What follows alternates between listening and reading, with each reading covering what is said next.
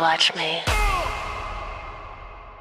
Bonjour, bonsoir tout le monde, je suis ravie de vous retrouver aujourd'hui pour une nouvelle vidéo. Et aujourd'hui, comme promis, est un update sur l'affaire Justin Baldoni-Blake Lively.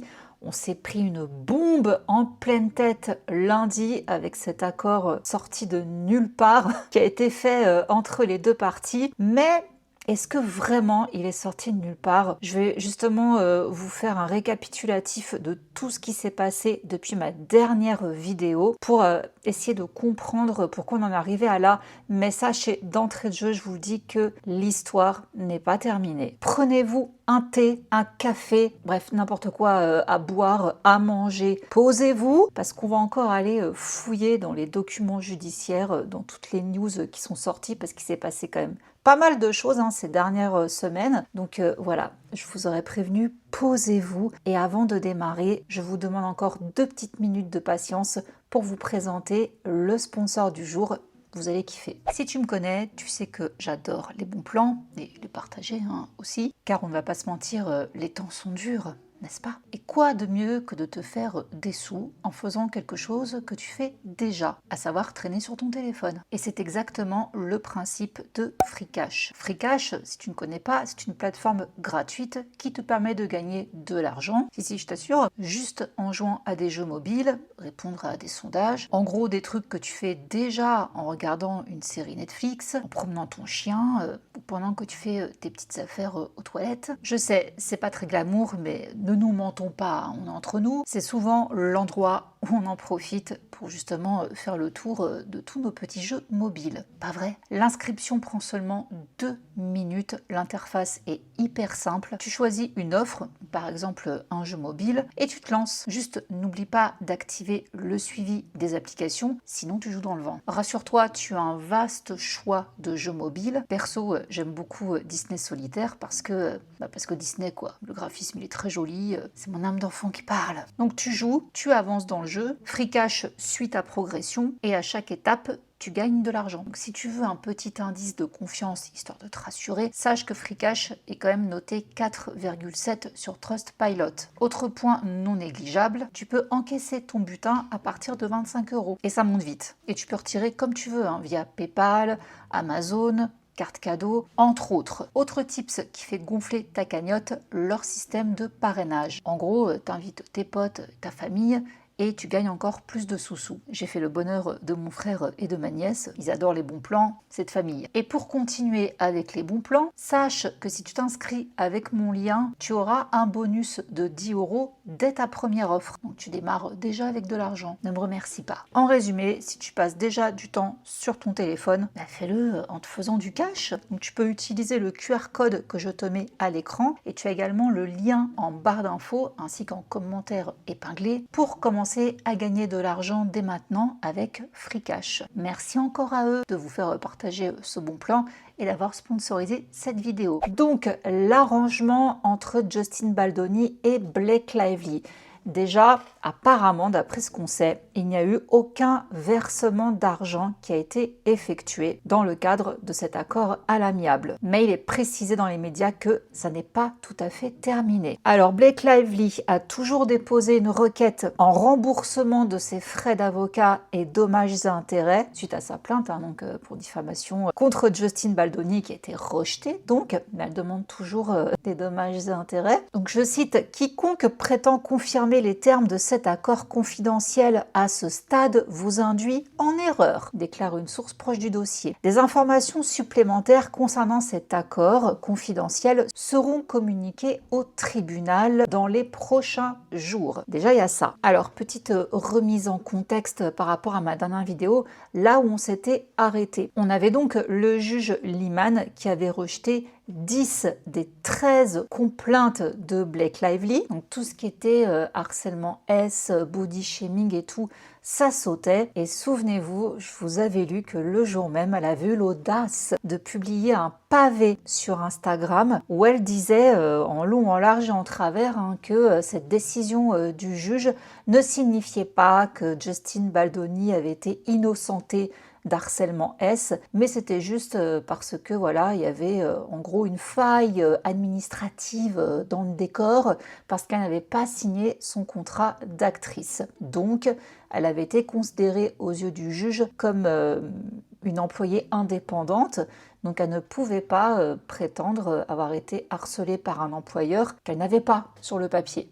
Comprenez? Du coup, le juge lui avait laissé uniquement 3 complaintes qui étaient principalement basées sur l'astroturfing, la campagne de dénigrement et le fait qu'elle se soit mangée des représailles parce qu'elle a dénoncé le comportement du plateau.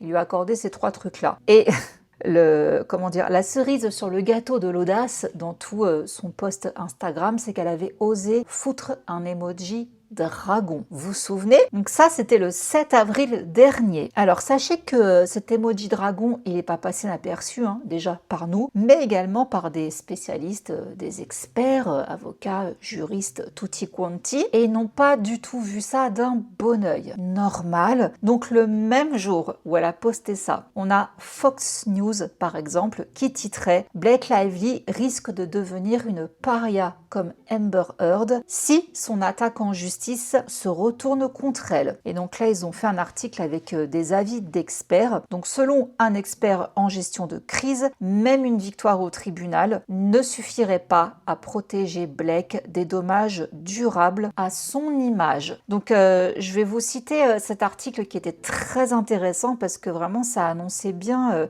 la couleur du pourquoi du comment Blake a finalement accepté l'accord, même s'il n'y a pas que ça. Mais donc voilà ce qu'il en était ce jour-là. Blake Lively semble préparer une offensive, comme en témoigne sa longue déclaration publiée après la récente victoire de Justin Baldoni. Elle explique qu'elle n'a pas l'intention de cesser de se battre pour dénoncer les systèmes et les personnes qui cherchent à nuire, à humilier, à réduire au silence et à exercer des représailles contre les victimes, ajoutant donc un emoji dragon à la fin. Ce ton provocateur pourrait s'avérer très risqué à mesure que l'affaire progresse, selon les experts juridiques de Fox News. Si l'affaire est portée devant un jury et repose sur la crédibilité des témoins, Blake Lively pourrait subir de graves conséquences sur sa réputation. Certains experts préviennent qu'elle risque d'être considérée comme une paria, à l'instar des personnalités ayant connu d'autres défaites judiciaires retentissantes. Je cite, « Le pire scénario pour Blake Lively serait qu'elle soit jugée et que le jury prononce un verdict innocentant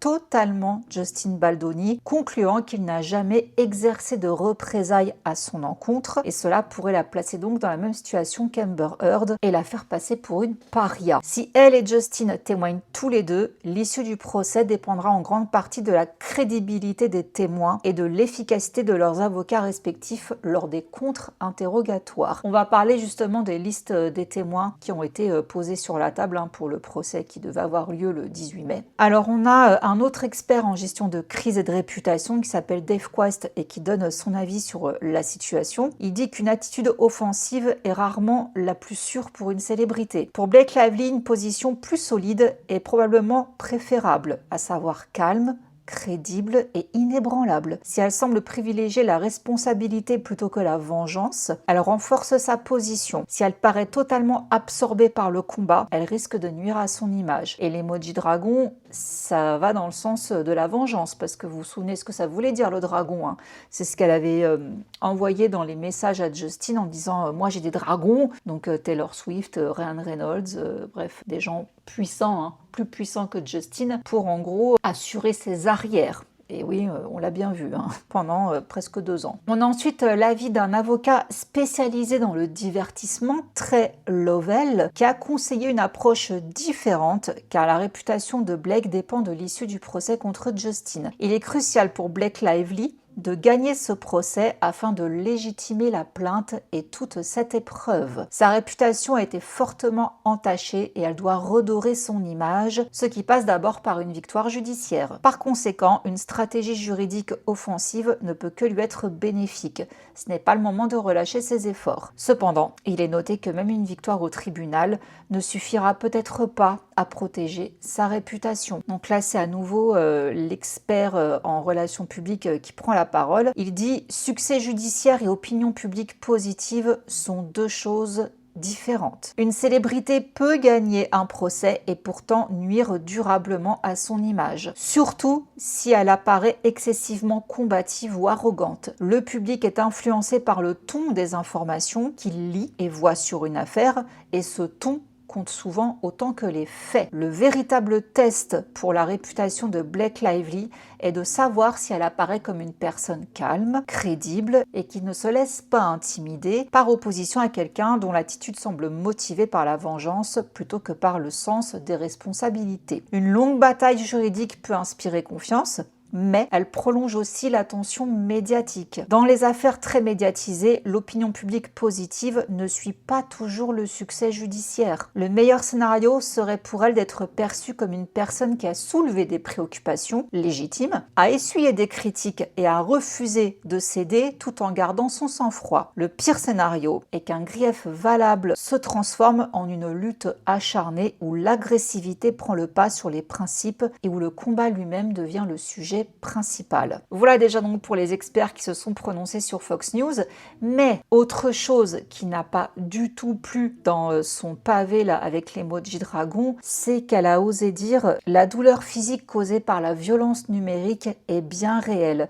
C'est une forme d'abus et c'est partout, pas seulement dans les médias, mais aussi dans nos communautés et nos écoles. » Là, autant vous dire que ce message n'est pas du tout passé quand elle parle de violence numérique auprès des créateurs de contenu qu'elle a attaqués il n'y a pas très longtemps. Donc ces propos ont suscité l'indignation de plus d'une centaine de créateurs de contenu sur les réseaux sociaux qui avaient été impliqués dans l'affaire par le biais de citations à comparaître demandant des données personnelles, notamment leurs informations bancaires, leurs adresses et leurs numéros de téléphone. Vous vous rappelez de cette dinguerie? Je vous en avais parlé dans une vidéo. Bien que nombre de ces demandes légales aient depuis été retirées, certains estiment que le mal est déjà fait. Une source a confié que les gens se sentaient visés, intimidés, voire terrorisés par Blake Lively. Certains disent que cela a menacé leurs moyens de subsistance. Ils disent qu'elle ne peut pas se victimiser tout en s'en prenant ainsi à ses critiques. Alors on a justement une créatrice de contenu sur YouTube qui s'appelle Lauren Neidig, qui était justement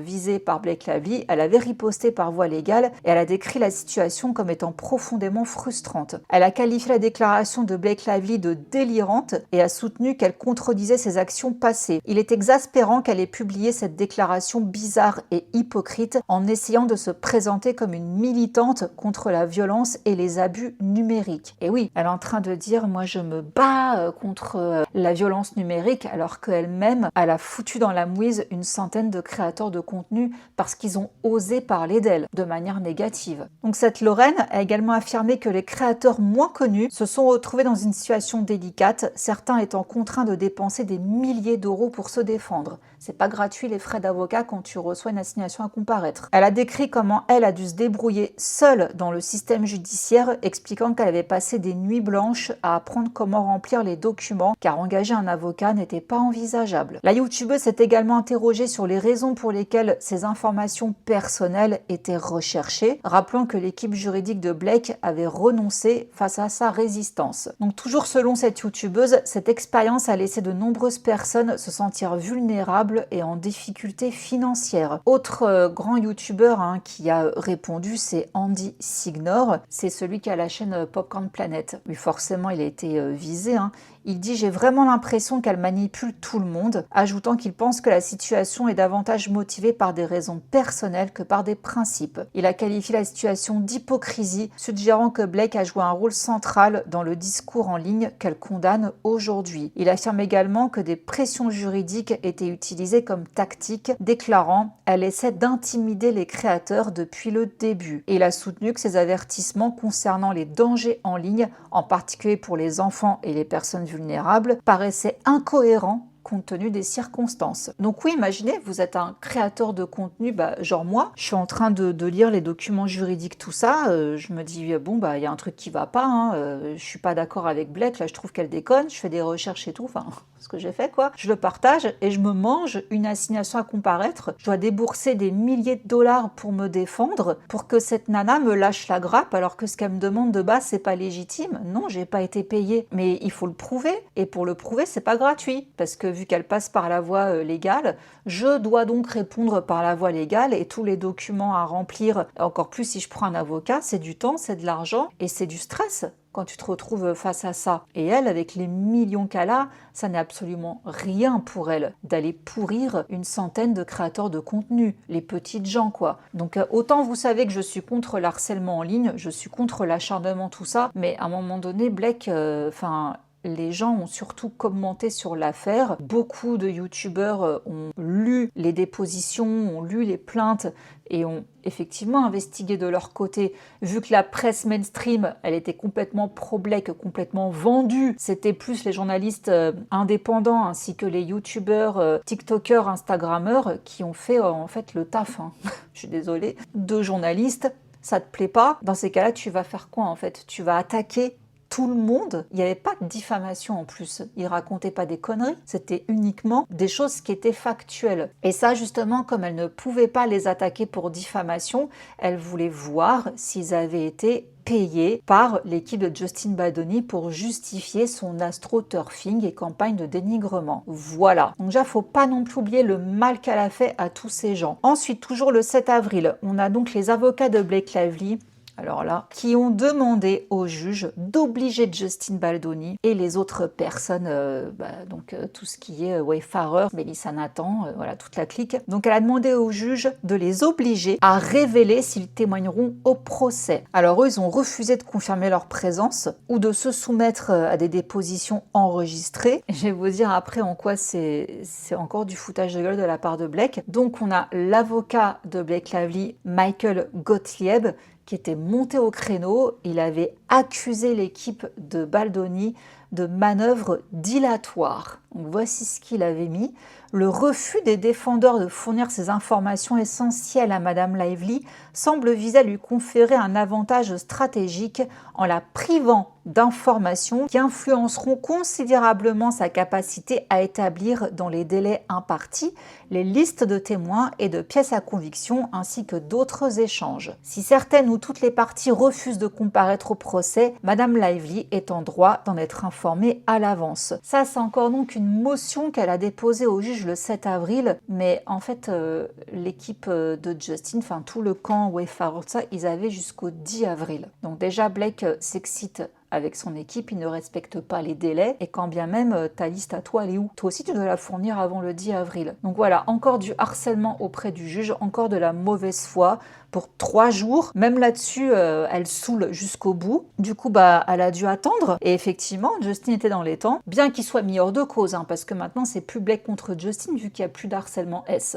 Donc c'est plus que lui, c'est Wayfarer. Il a fait donc savoir, en temps et en heure, le 9 avril, qu'il prévoyait de témoigner lors du procès. Les défendeurs communiqueront une liste de témoins modifiés indiquant que Justin, le producteur Jamie Heath et la chargée de communication de Chris Melissa Nathan comparaîtront en personne pour témoigner, leur témoignage restant pertinent pour réfuter les fausses allégations de campagne de diffamation formulées par la plaignante. Donc dans ce même document déposé au juge par l'équipe de Justin, ses avocats ont rejeté la demande de Blake d'obtenir des précisions immédiates sur les témoins qui témoigneront en personne et ceux qui déposeront par déposition, les deux parties continuant de s'opposer sur la question des éléments à communiquer avant le procès. Et donc, Blake, on t'attend, toi aussi. T'as jusqu'au 10 également, jusqu'à demain. Donc, qu'est-ce que tu comptes faire? Alors, elle a déposé des papiers et c'est encore lunaire. Donc elle dépose sa liste de témoins et la liste des éléments qu'elle veut qui soient présentés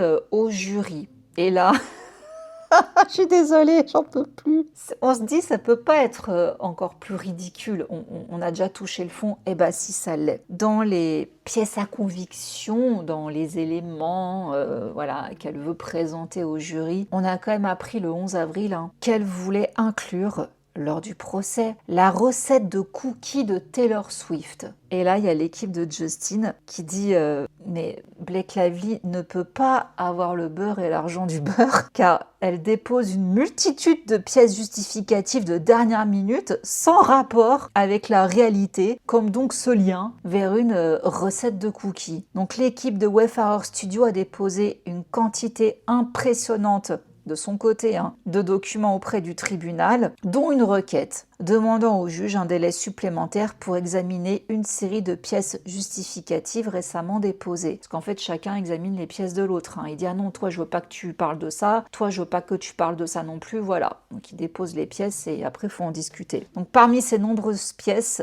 l'équipe de Justin affirme qu'il s'agit donc d'un lien vers un article concernant une recette de cookies de Taylor Swift mentionnée dans d'autres échanges. Un lien qui est, selon l'équipe de Justin, complètement improbable d'être présenté au juré lors du procès. Selon Justin, Blake a également inclus dans les pièces à conviction des photos d'elle avec Taylor Swift, ainsi qu'un discours où elle évoque l'engagement de son mari, Ryan Reynolds, en tant que père de famille. Autant d'éléments que ses avocats estime peu susceptible d'être admis au procès. Du coup, l'équipe de Justin demande au juge de leur accorder environ une semaine pour examiner les 68 pièces à conviction déposées afin de formuler des objections et souhaite également que la liste des témoins et des pièces à conviction de Blake Lively soit réduite de manière à être raisonnablement adaptée au procès. Donc ouais, quel rapport me direz-vous? Pourquoi elle veut une liste de recettes de cookies? C'est pas compliqué à comprendre, En fait, si vous voulez, étant donné que Blake et Taylor Swift ne sont plus copines, en tout cas aux yeux du public, voilà. Je pense qu'elle veut inclure cette recette de cookies. Je vais jamais m'en remettre, tellement que c'est con. Parce qu'elle veut montrer au jury, regardez, moi ma meilleure amie c'est Taylor Swift, on partage même des recettes de cookies, donc elle veut montrer également des photos d'elle avec sa bestie, parler de son mari qui est formidable, c'est un super bon père de famille. Tout ça en fait c'est pour se présenter sous son meilleur jour face au jury. Vous l'avez compris quoi. On est d'accord, c'est n'importe quoi. C'est vraiment des pièces à conviction du désespoir. Alors par ailleurs, Justin a également demandé au juge de retirer Jenny Slate et Colleen Hoover de la liste des témoins de Blake lors du procès. Pourquoi? Selon lui, les expériences présumées de Jenny Slate, de Colleen Hoover et même d'autres personnes, on va en parler après, que Blake donc souhaite utiliser contre lui, ne sont qu'un ensemble disparate de remarques maladroites, de confrontations mineures et d'affronts perçus qui auraient été irrecevables, même si les accusations de harcèlement S de Blake avaient été portées devant les tribunaux. Donc rappelez-vous, c'était quand Justin avait dit à Jenny, dans son personnage, ta tenue est sexy. Voilà, ça n'avait pas plu. Également, Colleen Hoover, on ne sait pas. On n'a jamais compris réellement ce que Colleen Hoover reprochait à Justin. Voilà. Isabella Ferrer, oh là là, c'était lunaire. Elle avait raconté n'importe quoi, Je vous renvoie mes autres vidéos. Il n'y avait rien en fait contre Justin. Donc Justin souhaite que la plainte de Jenny Slate concernant son comportement présumé, selon lequel son personnage donc était sexy, comme je vous disais, dans ses costumes, ainsi que sa plainte selon laquelle elle aurait été traitée avec condescendance en se voyant proposer un logement de catégorie supérieure du fait de son statut de jeune maman, ne soit plus abordée. Il justifie sa demande en affirmant que Jenny elle-même a déclaré que ses problèmes avaient été rapidement résolus. Vous vous rappelez qu'elle avait mal pris que Wayfarer lui trouve un bête de logement pour elle et son bébé parce que il lui avait dit on comprend, t'es une jeune maman et tout, donc c'est important. Ça lui avait pas plu. C'était condescendant selon elle. Les gars, ils te trouvent un appart, ils te surclassent, ils te donnent de la thune pour ton déposit, ta caution pardon en français, et tu critiques. Ça m'avait halluciné. Ils veulent que tout ça, ça ne soit pas abordé au procès parce que quel intérêt, vu que Jenny elle-même avait dit de façon, lors de sa déposition, que pour elle, l'affaire avait été réglée. De même, Justin indique que Blake prévoyait de faire témoigner Liz Plank, son ancienne co-animatrice de podcast, une autre Judas. Et il soutient que toute preuve qu'elle pourra apporter devrait également être interdite car elle n'a absolument rien à voir avec le film. Blake prévoyait aussi de demander à sa partenaire Isabella Ferrer de témoigner à son tour, mais Justin affirme qu'elle ne s'est plainte de rien auprès de Wayfarer et qu'elle a même fait l'éloge de Justin et de la coordinatrice d'intimité. Voilà.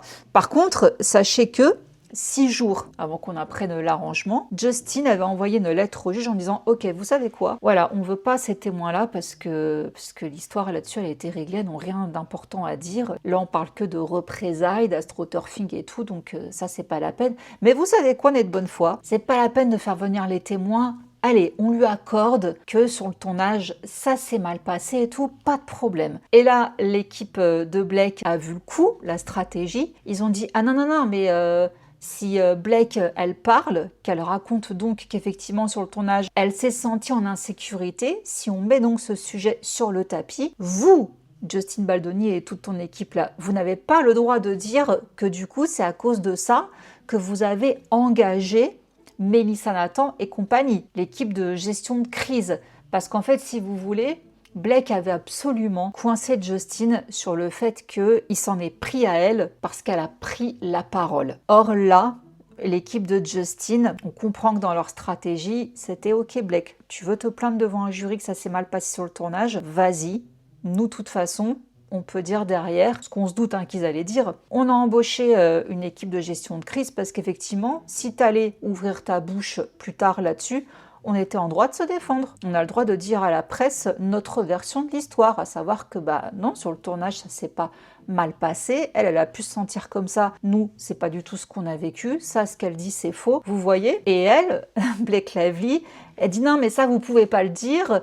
Parce qu'elle veut en fait les coincer sur le fait qu'ils ont embauché une équipe de gestion de crise pour la nuire parce qu'elle a dénoncé le harcèlement S. En fait, Blake se retrouvait un peu coincé parce que tu veux en parler ou tu veux pas en parler? Si tu en parles, nous on va répondre ça. Et après, c'est au jury de décider en fait. Est-ce qu'ils vont croire qu'effectivement on a embauché quelqu'un bien avant ta plainte pour te foutre dans la mouise parce que tu parlais d'harcèlement S alors que tu n'en avais pas encore vraiment parlé à cette époque-là? Ou est-ce qu'on a embauché une équipe d'RP pour potentiellement se défendre si tu dénigrais le tournage alors qu'on a le droit de se défendre en fait? Ça, il n'y a pas de problème. Et le jury allait en être conscient que oui, ils ont le droit de se défendre si quelqu'un parle mal d'eux. Là, juridiquement, il n'y a pas de souci. Mais elle veut les coincer sur une loi californienne qui dit qu'on n'a pas le droit d'attaquer quelqu'un qui se plaint d'harcèlement S parce que c'est du coup une campagne de représailles. Ouais, ce sont des représailles. C'est pas, si vous voulez, ça rentre pas dans le critère d'attaque pour diffamation.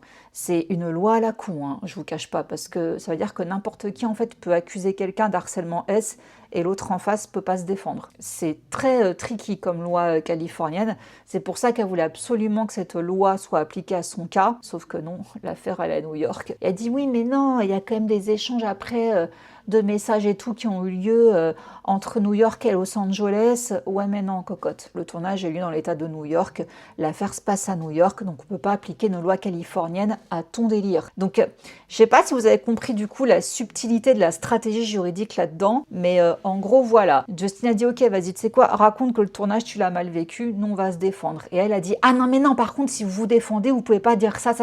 Faudrait savoir Blake, si tu veux jouer aux échecs on va jouer aux échecs. Bref, donc ça continue le 12 avril. Là, la presse s'est déchaînée, les gens ont parlé.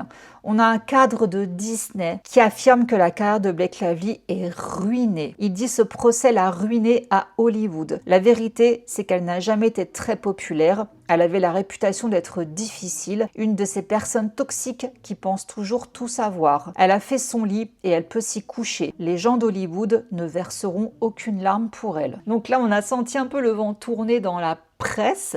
C'est pas bon pour elle, presque il l'a toujours soutenue. Là, ça a commencé à se casser la binette. Et le même jour où donc on a ce dirigeant Disney qui a parlé, on a Blake Lively qui s'oppose bizarrement à ce que des articles de presse la présentant sous un jour défavorable soient montrés au jury lors de son procès. Alors, elle affirme que le jury tirerait des conclusions défavorables à son égard s'il était autorisé à consulter des articles soumis au procès par Justin. Parce que donc voilà, comme je vous disais, chacun pose ses pièces à conviction et l'autre partie les examine. Donc Justin avait donc proposé des articles qui la descendait, elle dit non mais ça je veux pas. Donc dans ces documents, il y avait un article de 2014 qui concernait son mariage avec Ryan Reynolds dans la plantation du sud des États-Unis et elle ne veut pas non plus que Justin fasse témoigner Kirsty Flo de la chaîne Flawsome Talk. Vous savez, la fameuse journaliste qui avait fait le buzz en republiant sa vidéo où elle avait interrogé Blake Lively pour la promo de Café Society en disant « Oh, félicitations pour votre petit ventre rond ». Et Blake avait été horrible avec elle en disant « Bah, félicitations à vous ». Et avec sa co-star, elles avaient vraiment été des peste irrespectueuse envers cette journaliste, qui donc couvre toute l'histoire Blake Lively. Donc Justin était prêt à la faire témoigner, vu que Blake l'a cité dans ses documents, comme quoi elle aussi, voilà, elle travaillait pour Justin parce qu'elle a dénigré tout, c'est faux. Donc Justin voulait la faire témoigner du coup. Elle ne veut pas. Ses avocats qualifient de potins, qui ont pour but de prouver que Blake est une mean girl, ainsi qu'une bully, une harceleuse, hein, une brute. Et ils disent que pour eux, ça s'apparente à une campagne de diffamation visant à faire passer Justin pour la victime. Donc le témoignage de Kirsty Flo a été exclu. En fait, c'est quand même marrant parce que effectivement, je comprends pourquoi il voulait que ces preuves-là soient présentées, enfin que ces éléments-là soient présentés, parce qu'effectivement, quand Jamais plus est sorti et qu'on a vu donc la promo désastreuse de Blake, complètement hors sol, là effectivement, il y a plein d'articles qui sont ressortis sur son comportement par le passé, qui avaient déjà soulevé des interrogations, et c'est là qu'on a ressorti que Blake, elle était quand même problématique, avec des vibes de Mean Girl depuis longtemps.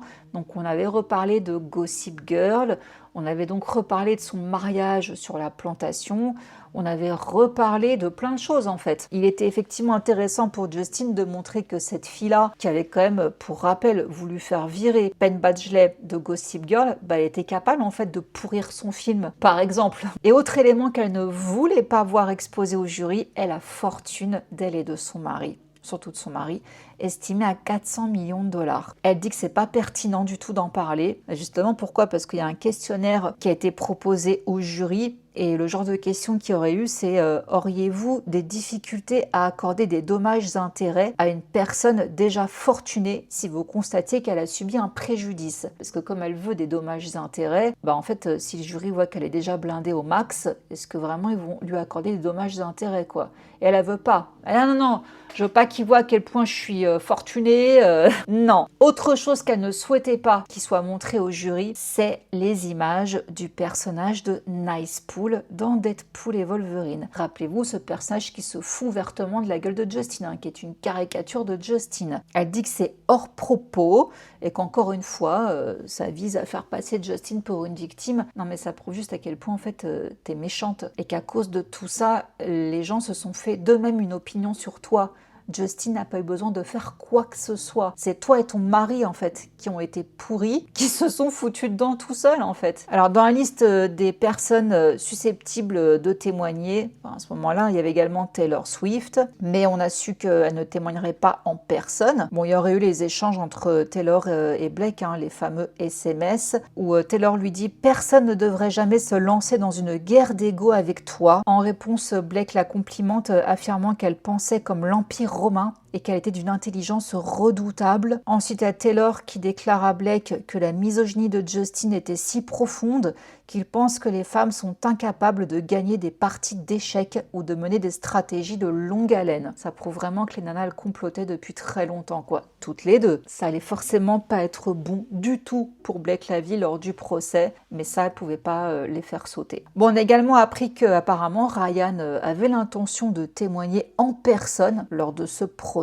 Et concernant Colleen Hoover, elle devait également témoigner, mais à l'extérieur. Donc face à tout ça, Justin a riposté le 18 avril en disant non, on doit parler de la fortune de Blake Lively parce que, rappelez-vous que cette dernière, elle avait allégué avoir perdu des millions de dollars à cause de la campagne de diffamation orchestrée par Justin. Elle avait affirmé avoir perdu 161 millions de dollars. Donc Justin ne souhaite pas seulement que la situation financière et les revenus de Blake soit abordé lors du procès, il estime important que son mari Ryan soit également évoqué, car elle n'accepte généralement pas de rôle qui entre en conflit avec l'emploi du temps de Ryan, surtout lorsqu'il perçoit des revenus bien supérieurs aux siens pour ses films. Et Justin demandait également que si le personnage de Nicepool dans Deadpool et Wolverine, il doit être évoqué lors du procès. Il explique au juge que ça doit être présenté au jury afin de démontrer que son image a été ternie dans un film populaire et que c'est la raison pour laquelle il a fait appel à une équipe de gestion de crise. Car oui, ça s'est sorti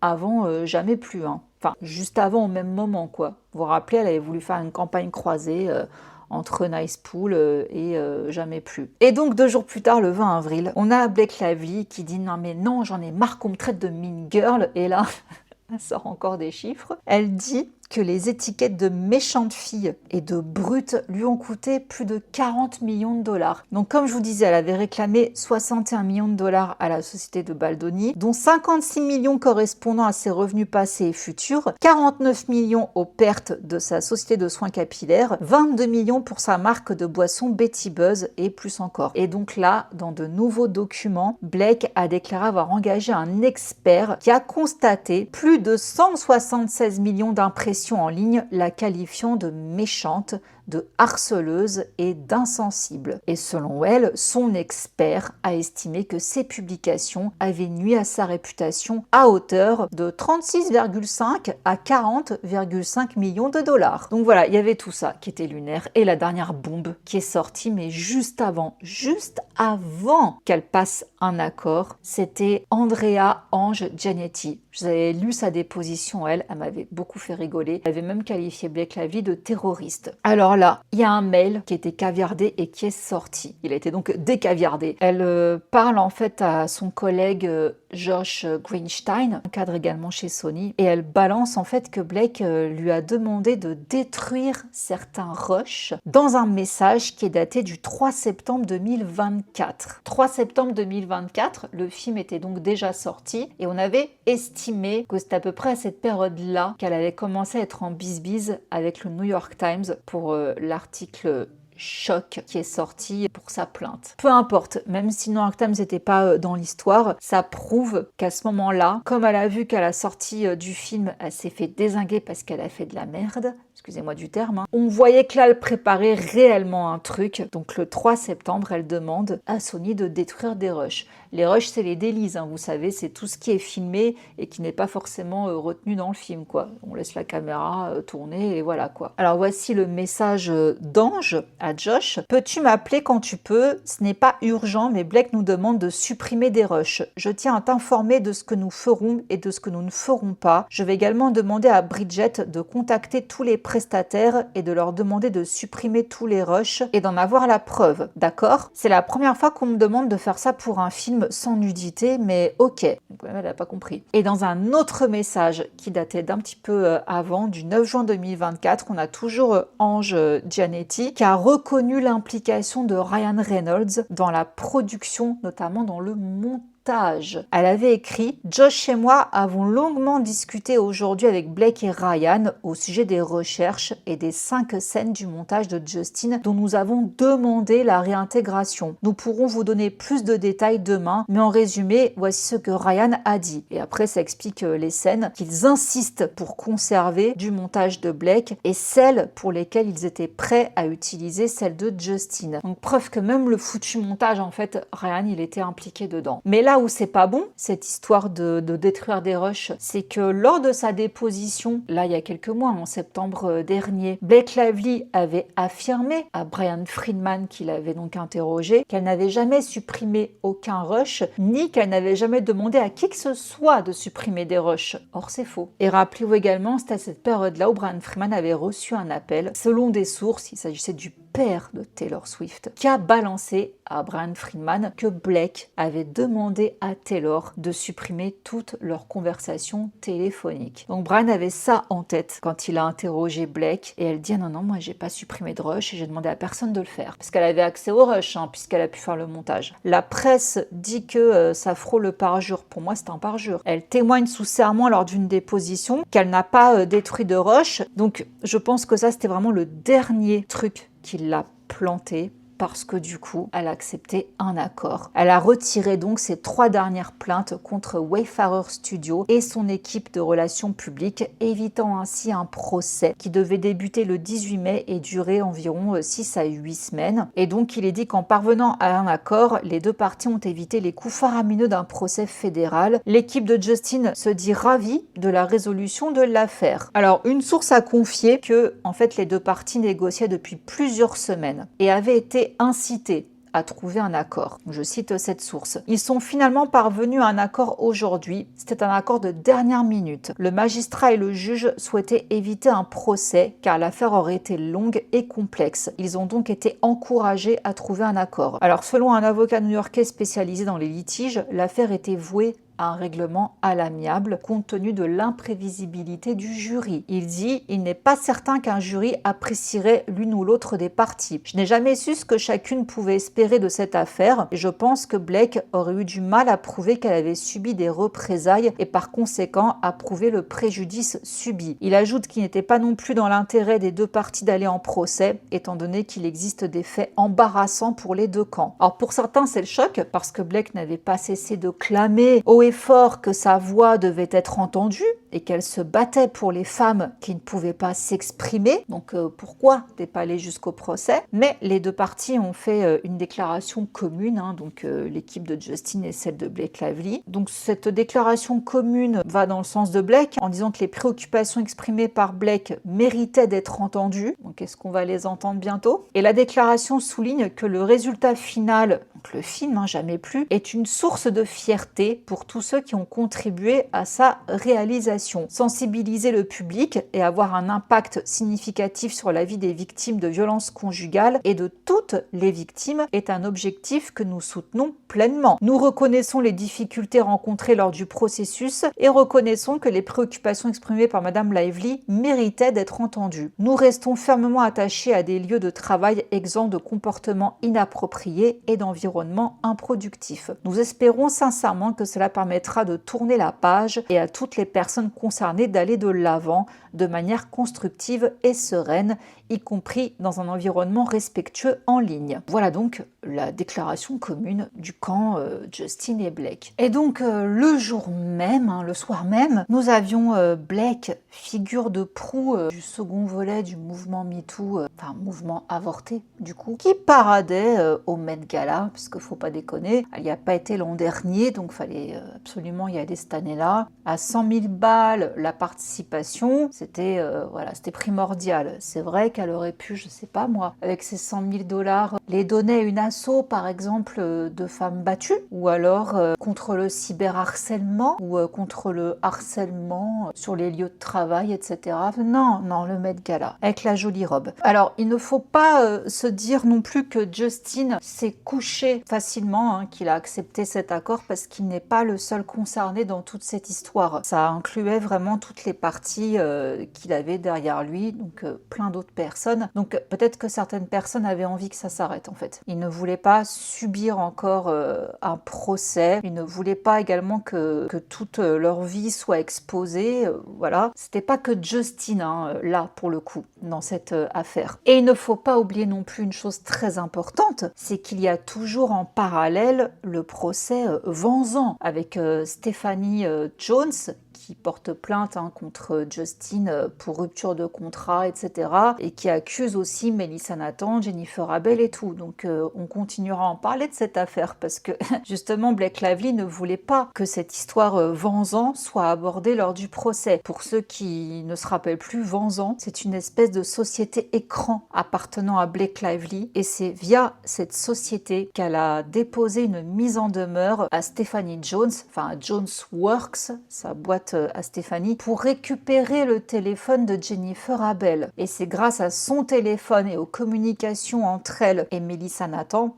donc les publicistes de Justin Baldoni, qu'elle a pu du coup faire sa première plainte en décembre 2024 et monter donc le fameux article avec le New York Times, sauf que rappelez-vous déjà ça commençait très mal, ils ont fait des coupes dans les textos, bref ça on l'a su après. Donc non, Blake Lively, si vous voulez, elle a pourri la vie de je ne sais pas combien de personnes. Dites-vous que même Steve Sarowitch, donc celui qui finance la boîte de production cinématographique de Justin Baldoni, Wayfarer, ce milliardaire-là, sachez que même lui, il y a eu un type quand même qui est venu déposer une poubelle enflammée dans l'allée de Steve Sarowitch, donc là où il habite, et ce gars-là ensuite l'a appelé pour dire je vais kidnapper ta fille, il faut que tu me donnes 80 000 balles, c'est rien pour toi, étant donné que tu es prêt à verser des millions pour détruire Blake et Ryan. Donc voilà le genre de menace également que l'équipe de Justin a pu se manger dans la tronche. Et d'ailleurs, bizarrement, c'est à ce moment-là que Steve Sarowitch a fermé la fondation Wayfarer alors qu'ils avaient plein de projets. C'est bizarre quand même. Est-ce que vraiment elle a eu peur pour sa famille? On ne sait pas. Pareil, Justin a quand même été viré de son agence. On lui a retiré son prix pour justement homme féministe, quoi, qui soutenait la cause des femmes. On lui a retiré. Il avait plein de projets ciné qui ont été mis en suspens. Il devait faire Pac-Man. On ne sait pas où ça en est. Elle a vraiment fait beaucoup de mal à des gens qui n'avaient rien demandé. Alors je sais, ceux qui sont pro-black diront mais si, regardez, pensez ce que vous voulez, on ne sera pas d'accord là-dessus. Voilà, acceptons-le, on ne sera pas d'accord là-dessus. Mais cette femme, pour moi, elle est pire qu'Amber Heard. Je la trouve pire qu'Amber Heard. Je pense qu'on est quand même tous un peu déçus parce qu'on voulait que justice soit vraiment rendue pour Justin. Là, c'est pas vraiment le cas. Ça n'est pas non plus une victoire pour Blake, attention, hein, parce que je vois déjà ceux qui disent c'est une victoire pour Blake. Ça n'en est pas du tout une. Ça n'en est pas du tout une. La victoire, elle est plus pour Justin parce que sur 13 accusations, le juge a quand même dit que les 10 là, tu pouvais les abandonner, cocotte, quoi. Et le reste, elle s'est couchée parce qu'elle s'est mise dans la mouise toute seule. Comme je vous dis, là, au fur et à mesure que le procès allait arriver, elle se mettait de plus en plus dans la mouise, quoi. Attendons de voir, comme je vous dis, l'histoire Vanzan, le procès Vanzan n'est pas terminé. Et là, je pense qu'on va encore en apprendre des bonnes parce que c'est quand même chaud de se servir d'une société écran qui ne sert à rien pour obtenir le téléphone et les infos personnelles de quelqu'un. Donc voilà, il ne faut pas non plus l'oublier, ce procès. L'histoire n'est pas terminée. Maintenant, voyons voir la suite, hein, effectivement, si elle va continuer à saouler Justin pour avoir ces fameux dommages-intérêts, donc cette part de l'accord qui n'est pas encore réglée. Je vous tiendrai au courant. Je vous tiendrai également aussi au courant de l'affaire Vanzan. Au moins là, bon bah voilà, cette histoire, elle est pour l'instant terminée. Mais je vais pouvoir du coup me plonger dans les documents juridiques de Vanzan. Enfin, en tout cas, moi, ça m'intéresse. Hein. J'espère que ça vous intéressera aussi parce que la saga continue. Donc bah voilà, écoutez, je crois que j'ai rien oublié. J'ai fait le tour. Merci d'avoir regardé cette vidéo jusqu'au bout. J'espère que je vous ai pas perdu, que je vous ai bien tout expliqué. Vous savez que pour ces affaires-là, j'adore vraiment tout vous décortiquer, même si ça peut paraître parfois un peu indigeste. Je trouve ça fascinant en fait de comprendre comment la loi elle marche, comment on essaye de mettre en place des stratégies, des choses et tout. Enfin moi en tout cas j'aime beaucoup. Donc voilà. Je remercie encore Freecash d'avoir sponsorisé cette vidéo et n'oubliez pas qu'avec le QR code que je vous mets là, également le lien en description, vous pourrez avoir d'office 10 € sur votre cagnotte pour commencer donc à vous lancer dans l'aventure des jeux qui vous rapportent de la thune. Je vous fais des gros bisous et je vous dis à très vite. Mouah. Bisous, ciao. Undercover on the beat, so twerk it, bitch. Like.